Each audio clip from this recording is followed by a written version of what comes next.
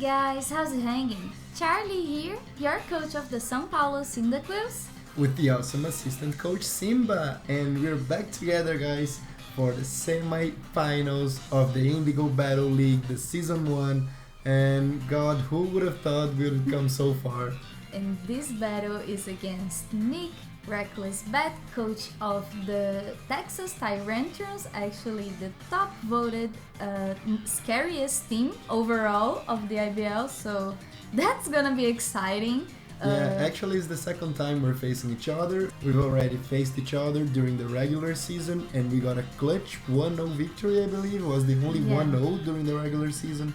So that's gonna be interesting. Yeah, we expect him to bring power, to try and scoop his victory this time around. So we predicted his team pretty well. We were kind of afraid of Ladia's coming, so we kind of have coverage on Thunderous for her, but it kind of hits Victini as well with the Dark Pulse, so yeah, so we got some still useful. Yeah, we got some versatility on our movesets. The Electivire came in. We were expecting either Electivire or maybe Gladion, something to like freely Volt Switch around and stuff. But in the end, his team looks like his top squad of all. Yeah, and he didn't bring Drapion, which I thought he would, because in our last match we actually like hazard controlled him with Toxic. With the Toxic Spikes. With the Toxic Spikes, so I thought it would be like an idea for him.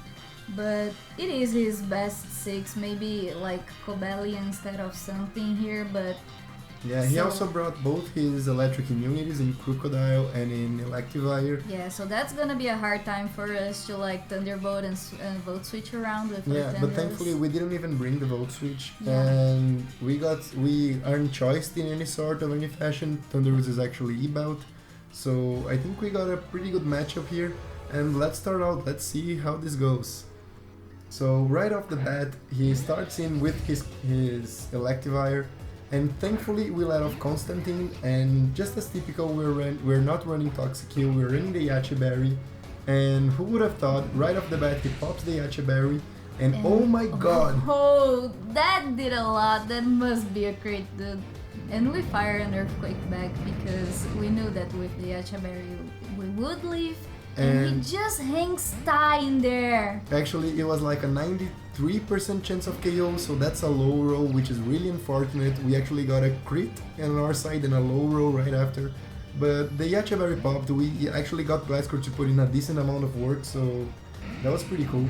Here we pull out a double into Metagross as he goes for his Crook, and here's another trick up the sleeve.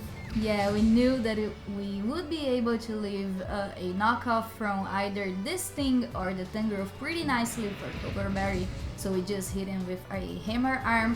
Which, if it was an offensive Crocodile, it would have guaranteed the KO, but he also has tricks up on his sleeve. This Crocodile is actually defensive Rocky Helmet. Rocky Helmet, like who would have thought, man? And then he goes out into his Floyd to tank out our hits, but... Yeah, but actually he predicted us pretty well. The Metagross had no business staying in against that after the berry was popped.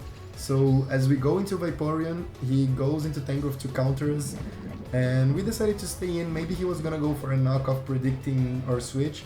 That's exactly what he does, and Vaporeon is able to get a free Toxic off. Yeah, which is gonna be huge to hinder this regenerator thingy down. So yeah, and we actually see that he's offensive with a Life Orb, so the Toxic damage plus the Life Orb recoil already rack up some cheap damage that's pretty valuable on such a wall.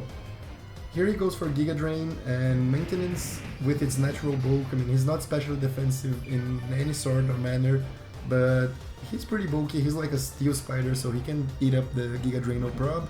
Here the Toxic damage racks up. Since this thing was actually pretty offensive, we just like, because we were faster, we just sacked our maintenance off to get our Stealth Rocks, because it would be huge against the Victini, the Crook, so even the Lopunny switch in the end would take some residual damage that could be clutch in the end.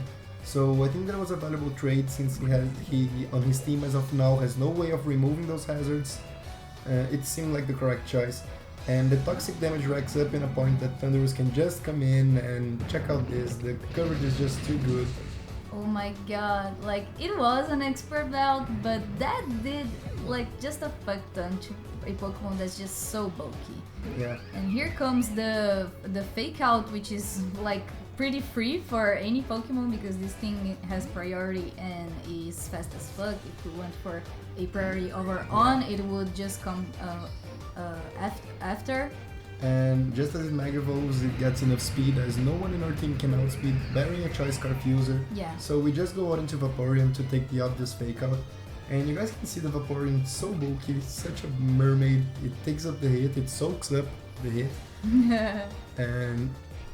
And here comes the Zap Squatch as he sacks that off to Stealth Rock, so no one else in his team has to eat up a Scald. Pretty good play on his part. Yeah, because at that point his switching to Scald had like lowered a lot. Yeah, we're pretty limited. And here he goes into the Lopunny, and we were thinking, well, according to the damage call canal, we can totally eat up another fake out and plus a return. Yeah, plus so a return. He might just swap out here and sack something else off, but oh no. Like that's the entire moveset. I knew it was a thing, but at the same time, like you'd at least run one move. No, it's just fake out Last Resort, and Last Resort is actually enough to take the Vaporeon at the range. And here we go on into Entei, because there's no way this Last Resort is actually one-shotting the Entei. And we thought, well, we can go for a pretty free Sacred Fire here. As he switches in the Crocodile, it's gonna get an Intimidate drop, but we're gonna see how much that's gonna do. Yeah, but it was a very good play on his part because he's gonna sack this off, but then we have to switch out if we want to like keep clicking Sacred Fires and such. But as the Crook is defensive, we are most likely to outspeed. Entei thankfully connects both of the Sacred Fires and Crook. No burn, but that's fine. Yeah, not a problem. When you connect both, there's no need for the burn. And here Victini comes in, and we're like, damn, we got no switches, I guess. Our only play is... Yeah, Sacred Fire. Keep clicking Sacred Fire. As he has a trick on his sleeve. And that's like the most problematic part of the game, because we have a Choice Scarf Salamence on the back, which is our win con, is our game plan. Yeah. And the Flame Charge actually just got Victini in a certain amount of speed that it will outspeed the Salamence. With a Scarf. And we cannot go and switch out without with the risk of taking a Glaciate. So we just go into Constantine here. We avoid the attack, but that's actually not that good for us. Yeah, that's just gonna benefit him because of the lefties that he's got on his Victini. He's gonna recover for 2 turns with the lefties. So, I mean, he just won with this avoid, in my opinion. Yeah, totally. It was kind of an unfortunate avoid for our side. Now we can go into Entei again. Since we're banded, we can actually go for A-Speed 2 times and just finish off the Victini, freeing the way for Salamence to just push through the victory. But of course, he's not willing to let Victini go down, so he goes into his Neptune to pressure our E-Speeds out. So here the legendary beasts face off, and Entei goes for the E-Speed, and what do you know, Entei is pulling through so hard for us in this match. He gets the hugest of crits on that Suicune. As we go for a second one, Suicune is almost down, and he's pretty in range for Salamence to sweep, but Entei wants to take the hit again. What do you know? We live on 5. He probably lived at like 7, and we got a crit, which it didn't even matter. Like Entei just wanted to show off. And then he sends out Playboy to get that Flint, which is free to any Pokemon of ours. So we're like, okay, we just have to sack our Entei off because he's at like 5 hit points. So Entei goes down to the Playboy here. And now it's time for Toothless to shine. With a Scarf, no Fairy types and no Steel types, we're just able to click Outrage and get our way into the victory. Here the first Moxie boost kicks in, and now he has the Victini, but there's no Flame Charge boost, so we're definitely outspeeding. No priorities on Victini, so... The rocks are most definitely getting him in range, and at +1, there's honestly nothing he can do at this point. Victini is just gonna slowly go down and return to the Pokeball as the São Paulo Cyndaquils are in the finals, the great finals of the Indigo Battle League Season 1. Oh my god. Guys, Salamence pulled through so hard, Entei pulled through so hard. I'm just And Constantine, our plan was like from the beginning sack him off to Victini because we didn't have switchings for that. So yeah, that was pretty fortunate that everyone did his job. Yeah, in team prep we actually really hoped we could save Gliscor for some time where we could sack him off to Victini and then safely get like Entei or Salamence Sin, and that's what happened. That was pretty cool. Both of the berry strategies worked out like perfectly, the Yache berry and the Metagross. Initially we wanted the Colbur so Metagross could like switch safely into Crocodile, if there is such a thing as switching safely into Crook. But I mean, everything worked out fine, and oh my god, I don't know, we actually made it. Yeah, good game to our opponent, Reckless. Definitely go check out his side of the battle and his team prep if he does. I think he does. I'm unsure, but I think he does. Anyway, check him out because he's a great battler. Yeah, he really knows. Very good. He's in 2 leagues at the same time, so this guy has some nerves, you know, guys.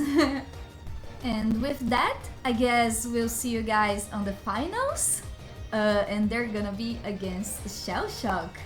Yeah, the coach of the Mucha Haluchas. Yeah. So we're definitely excited for that because we had a match before, we lost, and we are eager for revenge. So yeah, actually our Entei got paralyzed in the last turn where we could connect an E-speed and go off with the win, but that didn't happen. So all we can say is we're looking forward like really bad for this match.